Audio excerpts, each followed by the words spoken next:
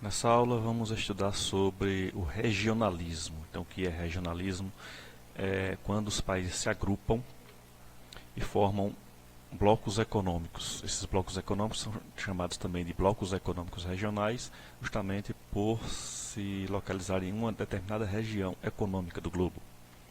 Aqui nós temos um mapa mostrando os blocos econômicos que existem até o momento, né, que é a União Europeia, o Mercosul, Comunidade Andina, CARICOM. Então, alguns deles têm um potencial econômico maior do que outros, por exemplo. Então, nas últimas décadas, o comércio internacional vem se tornando cada vez mais multilateral. Então, como era antigamente, o comércio internacional era mais bilateral, hoje em dia está mais multilateral. O que significa isso? Em que participam ou são envolvidos mais de 2 países, são chamados tratados multilaterais. É comum haver também tratados bilaterais, é justamente quando um país entra em acordo com o outro.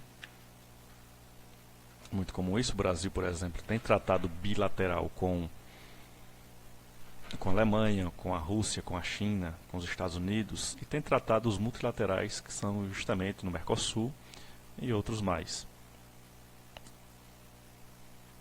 Esse processo está sendo acompanhado de uma regionalização do espaço que foi intensificado pela globalização. Então, graças à globalização, o avanço tecnológico das telecomunicações e internet, houve essa maior proximidade entre as nações e referente à troca de produtos e serviços, e isso ocasionou a formação de regiões econômicas, ou regionalização do espaço. Então, um país não está mais isolado no mundo, ele tem que estar dentro de uma região para poder concorrer de forma mais efetiva no mercado internacional. Como consequência, a tendência mundial surge os chamados blocos econômicos, que é o que nós estamos estudando. Blocos econômicos é formado por um grupo de países que trocam mercadorias e tem um nível de acordo entre si para concorrer no mercado mundial. Essa tendência foi gerada pelo próprio mercado internacional, graças à globalização e o desenvolvimento dos meios de transporte e comunicação, justamente devido à concorrência que moldou esse mercado internacional. Com a concorrência muito acirrada, houve necessidade da regionalização, do regionalismo, dos países se juntarem para concorrer mais no mercado global. Formando blocos econômicos, os países buscam ampliar sua participação no mercado. É o que ocorreu, por exemplo, com o Brasil e a Argentina, que antes eram rivais entre si, e no momento em que consolidaram o Mercosul, passaram a ser parceiros comerciais. E trocando mercadorias entre si, os seus produtos tornaram-se mais baratos e no mercado internacional tiveram a possibilidade de concorrer mais. Para isso, os países assinam acordos econômicos entre os países membros, como a redução ou eliminação de barreiras alfandegárias entre os países, a redução gradual até a eliminação total das barreiras alfandegárias, que é o que cobra imposto quando um produto tende a entrar, sai de um país e entrar em outro, então tem que pagar esse imposto de importação. Então essa é uma barreira alfandegária. Então, no momento em que você elimina, esses produtos circulam livremente e assim os países concorrem mais. Barreiras comerciais estabelecidas pelos governos para controlar o intercâmbio de mercadorias, tanto a entrada como a saída de produtos dentro do seu espaço territorial. Políticas monetárias e financeiras únicas é outra característica dos acordos entre países membros, em que a política monetária, ou seja, a flutuação do valor da moeda, é única, pode ser única no caso, é um tipo de acordo. E também as taxas de juros podem ser efetivadas para serem únicas. Facilita a circulação de pessoas, capital, mercadorias e serviços. Essa é uma das principais características da formação dos blocos econômicos, que é principalmente a circulação livre ou facilitada de mercadorias, justamente pela quebra das barreiras alfandegárias. Mas também é interessante a livre circulação de pessoas, que é quando as pessoas podem sair de um país e ir para o outro sem a necessidade de visto em passaporte. Elas estão livres, como se fosse sair de um estado e ir para outro do mesmo país. Também de dinheiro, a moeda vai circular livremente, sem necessidade de declaração. A moeda sai do Brasil, vai para a Argentina, tem que ser declarada. Então, quando há esse tipo de acordo, a moeda circula livremente. E também a livre circulação de serviços, como um profissional é formado em um país e pode trabalhar em qualquer outro país daquele bloco formado. Isso ainda não chegou no Mercosul, é uma das etapas a ser vencidas, que é justamente essa do reconhecimento do setor de serviço, setor profissional. Atualmente, quem se forma em um país do Mercosul tem que fazer uma revalidação do seu diploma. Quando for efetivado, essa validação não será mais necessária. Mas o que é então os blocos econômicos regionais? A integração dos países de uma determinada região econômica. Então, como região econômica, nós vamos entender que seja grupo de estados de uma determinada área geográfica com vínculos econômicos. Como no nosso Mercosul já havia vínculos econômicos entre Brasil e Argentina, apesar de serem rivais, mas que já havia um certo vínculo econômico, principalmente no que um produzia, que o outro não tinha, e que havia essa troca, no caso bilateral, acordos bilaterais, porém, com o crescimento da concorrência internacional, houve a necessidade da formação do Mercosul. Então, essa região econômica já existia e passou a se formar um bloco econômico. Esse grupo de países gozam de um alto grau de interação em comparação com as relações fora do bloco. Então, os países próximos de uma região geográfica próxima, que tenham uma interação econômica maior, tende a formar blocos econômicos em relação aos países fora daquele bloco. Isso garante um aumento do mercado consumidor entre si, entre os países membros daquele bloco, na produção e também na exportação. Quando você troca produtos de um lugar para outro, de um país para outro, com as taxas reduzidas, facilita e aumenta o mercado de um país a outro. Como surgiu a ideia da formação dos blocos econômicos? Desde o fim da Segunda Guerra Mundial já existia a ideia de uma Europa unida, uma Europa forte, sem nenhum tipo de conflito. Após a Segunda Guerra Mundial, já que houve o maior conflito da história da humanidade recente, no caso, onde os países europeus se encontravam fragilizados. Receberam a ajuda dos Estados Unidos, como sabemos, mas precisava promover a sua reconstrução. Então promoveram alianças visando essa reconstrução mútua, ou seja, um ajudando o outro no que necessitava. Enquanto um tinha determinado tipo de produto para reconstruir e precisava de outro, então havia essa troca de um país com o outro. O primeiro acordo de integração entre países foi o chamado Benelux,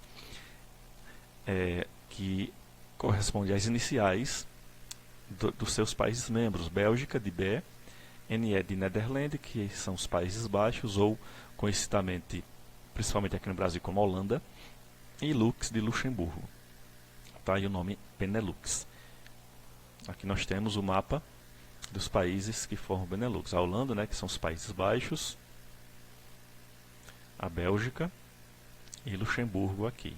Então são países altamente industrializados, fortes e que iniciaram justamente a transformação mundial do modo de relação econômica de um país com o outro. Inicialmente com o objetivo de reconstrução após a Segunda Guerra Mundial.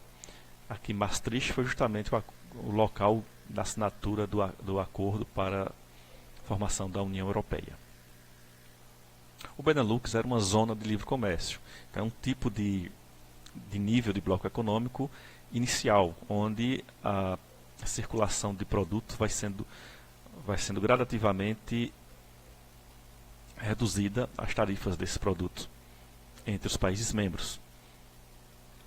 Após o sucesso do Benelux, vários outros blocos econômicos regionais começaram a se formar, visto que estava dando certo a reconstrução e também, após a reconstrução, a troca de produtos entre os países membros. Então formou-se a União Europeia, descendente justamente do Benelux, foi o Benelux que iniciou, deu origem à União Europeia, o Mercosul, o NAFTA, o Pacto Andino, por exemplo. E quais são os modelos ou níveis de integração regional? Como vimos, o Benelux iniciou com uma zona de livre comércio, cresceu e tornou-se a União Europeia, que é um bloco mais integrado atualmente. Mas para chegar a um nível da União Europeia, tem que se passar por vários outros níveis. Então os blocos econômicos têm vários níveis de integração. Então depende o quê? Depende da integração da economia, da integração social e também da integração política. Inicialmente são acordos econômicos que depois crescem para acordos sociais e também até acordos políticos entre si. Os blocos que estão em fase inicial possuem menor integração. Aquilo que eu falei que é a integração apenas econômica referente à troca de produtos, e não com taxas, com regras econômicas entre si, apenas com troca de produtos e redução gradativa até a eliminação das barreiras alfandegárias. Cada nível de integração regional depende da intensidade das relações e acordos entre os países membros. Esse acordo tem que valer para todos os países, então não pode um país não concordar com esses acordos. É comum ter entre os países membros efetivos o poder de veto. Quando um país não concorda, então nenhum vai assinar aquele acordo mostrado. Então todos têm que estar em consenso para que as relações sejam o mais amistosas possível. Então nós temos aí o primeiro nível de integração, que é a zona de livre comércio, que é a apenas troca entre produtos. A união aduaneira, que já ocorre integração social e algumas regras econômicas.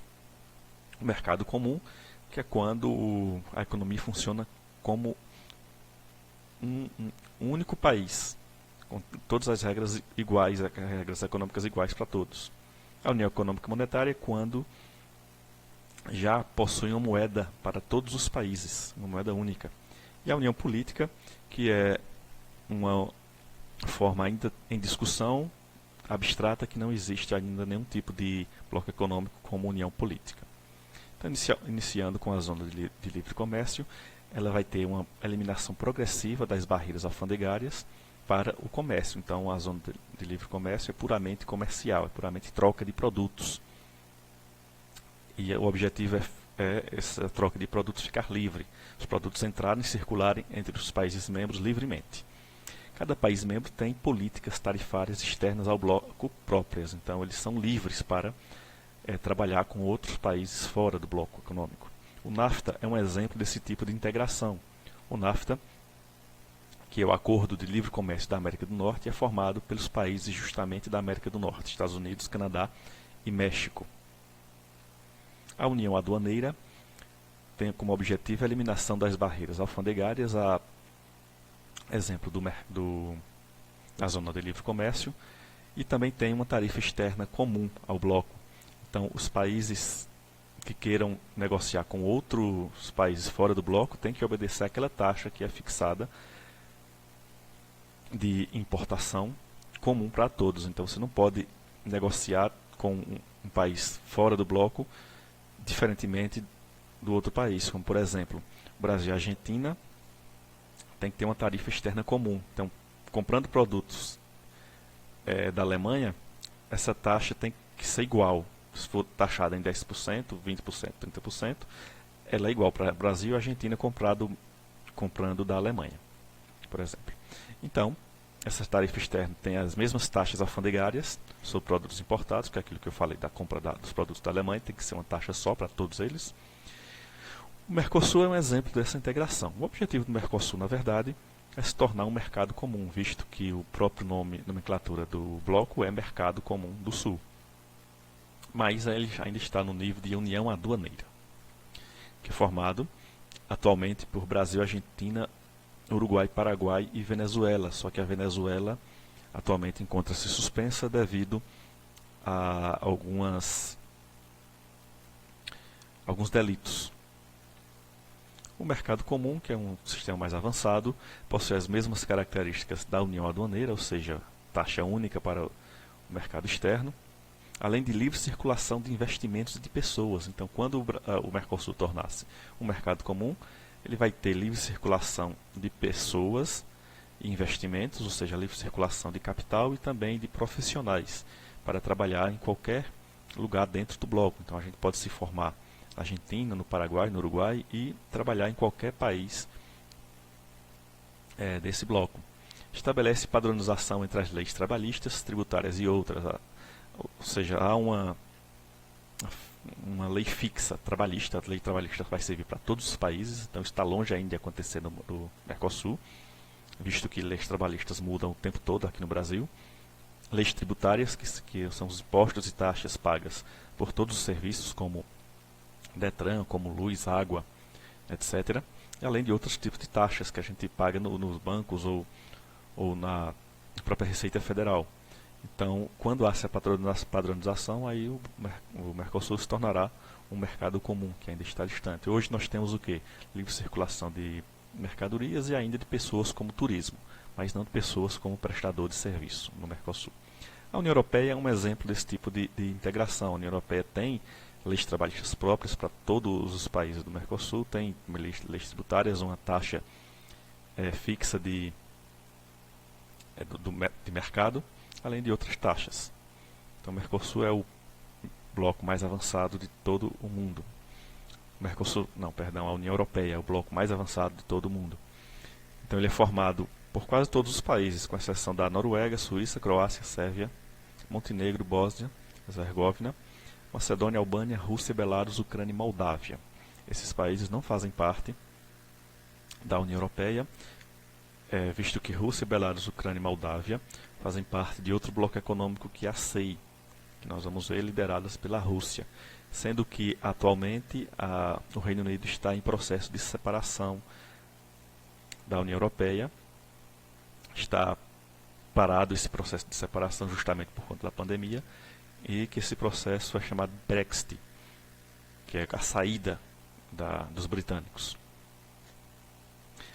A união política, como eu já falei, não tem nenhum tipo de